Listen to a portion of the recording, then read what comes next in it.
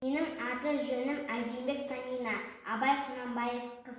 Ақ киімді денелі, ақ сақалды, соқыл мылқау танымас тірі жанды. Үсті басы ақ қырау, түсі суық, басқан жері сыққылап келіп қалды.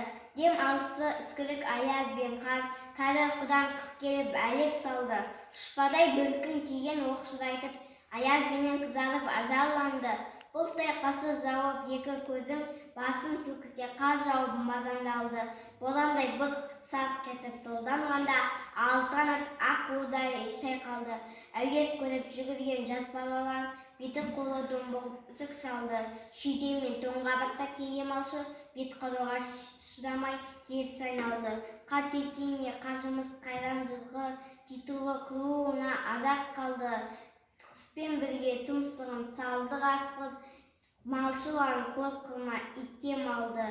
Соныға малды жайып көзетіндер, ұйқы өтірмес қайрат қыл бұз қамалды.